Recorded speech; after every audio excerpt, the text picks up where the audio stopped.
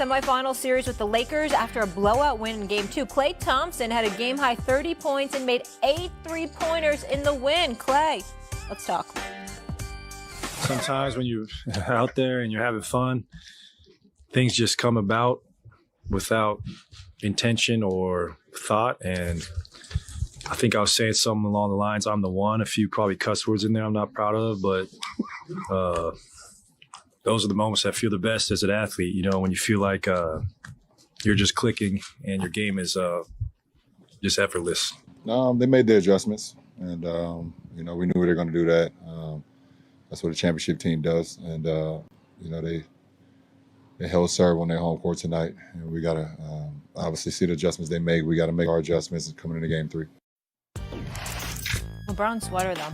I like it. Great sweater, right? Great sweater. Great fit. Game 3 will prove massive for both the Lakers and Warriors Saturday night as teams who win Game 3 when the series is tied up 1-1 go on to win the overall series 73% of the time. As we mentioned, the series shifts to LA. So this one counts because Stephen A will be in the building. He will be lurking, as he told America. You'll see him. You'll see his eyes during this. So he wants people to play. That's Saturday night on ABC at 8:30. Perk, tell me this. Who has the edge now, the Lakers or the Warriors? Last time I checked, the road team was the Lakers, and they got the split. They're going home 1-1 with the series tied 1-1, and role players play better at home, Molly. So I expect Jerry Vanderbilt to play better offensively. I expect Austin Reeves to play better offensively. I expect these guys to elevate their game in the Crypto.com arena. The Lakers have the edge. And hell, in Game 3, Stephen A. alluded to it earlier, Anthony Davis will rise to the occasion. He will have another bounce-back game. And if I'm the Lakers, I feel pretty damn good. Right now, they kind of, in my opinion, have Steph Curry under control, although it's hard to control him all the way, but they're containing him enough. Their game plan is pretty damn good. I believe that Moses Moody, he will not do what he done in Game 2 for us going on the road. I think JaMychal Green came in and played a huge part. The Lakers have the edge. The series is tied 1-1, and they're headed back to the crib. I don't know, Big Perk.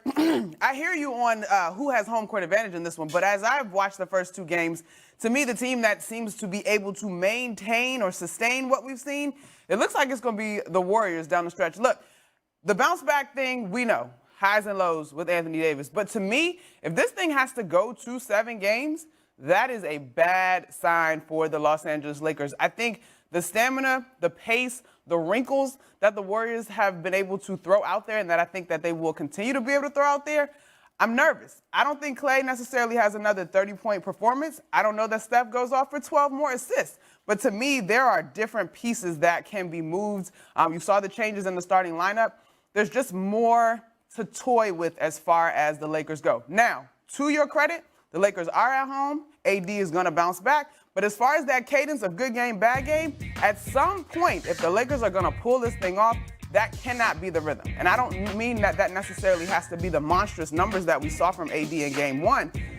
But that rhythm to me means this thing goes 7, and that plays right into the Warriors' hands. And so I just don't know in terms of the consistency that the Lakers have demonstrated to this point, quite frankly, about Bron's foot, like the health, if they can break that rhythm that would swing it to allowing them to have an edge in this series. And I hear the road argument as far as the Warriors are concerned, but I think they kind of shook that thing off in the first round of the last series. And indeed, the playoff switch has been flipped with the return of Wiggins and Gary Payton II and all those guys. So I feel like the Warriors got the momentum right now. You got something to say to Eminem before I go, KP? You know what? I really do, because I think it's time to stop disrespecting the depth of the Lakers. When you look at Rui Hachimura, when you look at Dennis Schroeder, Malik Beasley haven't even touched the floor yet, and we know what kind of impact he has had. I watched Steve Kerr basically put Gary Payton II on the bench and roll with Moses Moody. So the Lakers still have an opportunity to make adjustments. We don't know what Darvin Ham is going to do. We don't know what he could do. So to Draymond Green finally came to life. And I said this yesterday. Stephen A. and I was on NBA Today, and I said I believe the adjustment is actually Draymond Green and how he's going to play against Anthony Davis. That personal one-on-one matchup every single night is going to be the deciding factor in this series. And if I had to choose between the two, I'm going with Anthony Davis. I am. I'm going with Anthony Davis. It's 1-1. Stephen A., can I just offer one thing? Go ahead. Okay, so the one thing, Perk, look, I don't think this thing is a landslide either way. This is going to be a very small margin for error in terms of who's going to be the victor in this series. But as we look at it, in terms of the key guys that are the catalysts, and you can say what you want about role players on the road at their various home arenas, the key guys at the catalyst, when I have the conversation about who at the center of each team is more sustainable at this point, to me it just looks like everything that Steph creates. And AD, or if you want it to be LeBron, there's just more question marks about the sustainability of your centerpieces. That's why I was swinging toward the Warriors. KP, there is a difference, my brother, between saying what you believe and speaking about it as fact. You believe that the Los Angeles Lakers still have an edge. You believe that they're going to show up. You believe in Anthony Davis. But you don't know. The fact of the matter is that it's been up and down. Based on his history, recent history, Anthony Davis is going to show up in Game 3. He ain't going to be there in Game 4 the way you need him to. And the Lakers and the Golden State Warriors are going to be tied 2-2 going back to San Francisco for Game 5. That's basically what we've seen. Now, we don't know, okay? We got to hope that Anthony, because we know what Anthony Davis can do when he's on the court enthused and ready. We know how big time he is. The issue is he going to show up? You yourself started off this show, Kendrick Perkins, lamenting the performance of Anthony Davis. You did that. You did that as well as I did. Okay? So what I'm trying to say to you is that, again, from a basketball analysis, I get where you're coming from. You ain't wrong. But I'm saying that's just talking basketball. When we get into the heart of the individuals, the fact of the matter is one of the reasons you were frustrated and one of the reasons you were going off is because he didn't show up like he was supposed to. And LeBron James did. So all I'm saying to you is this. What am I talking about here? I think this series is going 7 games. I think this is going to be a Game 7 right back at the Chase Center in San Francisco. It's going to come down to it. That's what I believe is going to happen.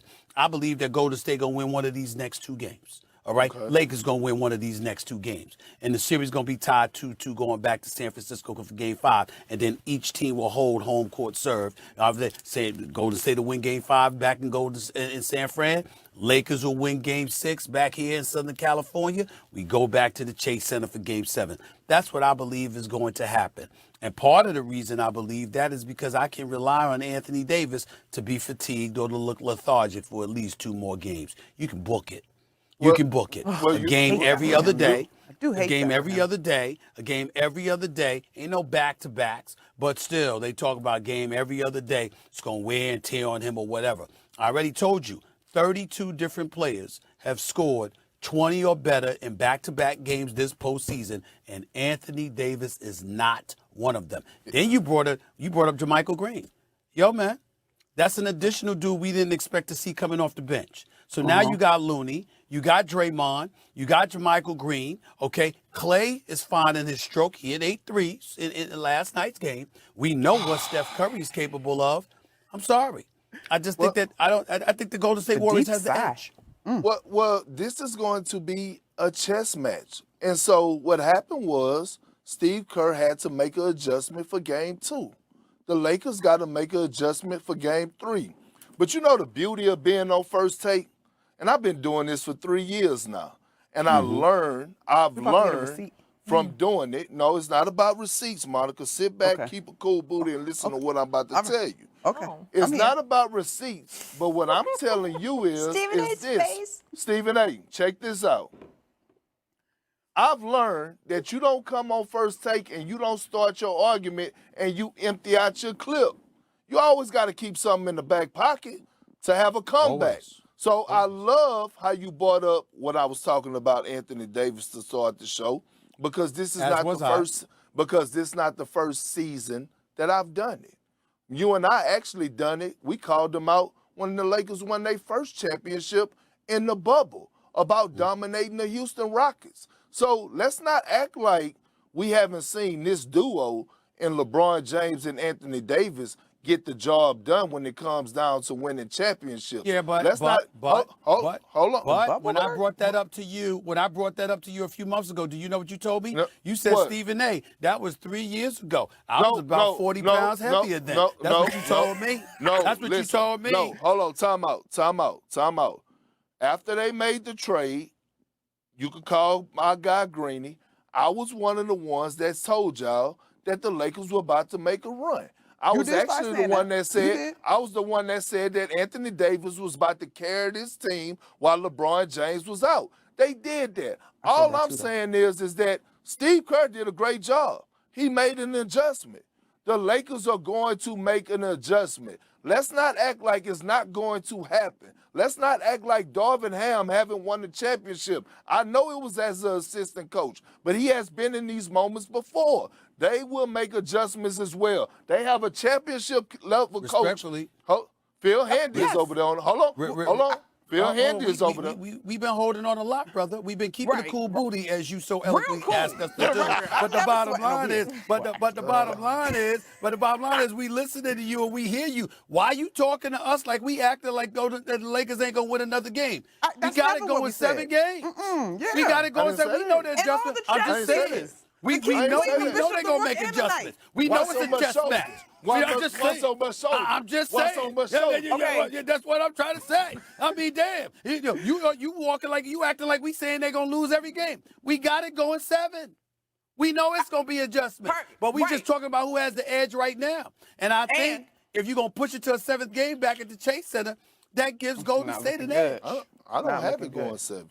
What you got it going? I got it going. I picked the Lakers in 6. And I agree with you that if it goes 7, it's a problem. And so that to me is when we talk about the edge perk, that to me is part of the issue, is that you're going to have less of an opportunity, less of a runway to get this done if you are the Lakers. If it happens in 6, I'm with you. I don't think 7 is bad news bears for the purple and gold. Okay. I lot think of your ifs in your that weekend just soliloquy. started. I got around the horn. Okay. So you're- Soon. Yeah. Soon. And then we got Knicks tomorrow, Stephen A. All right. Good stuff. Can't wait for it. Yeah. Monica.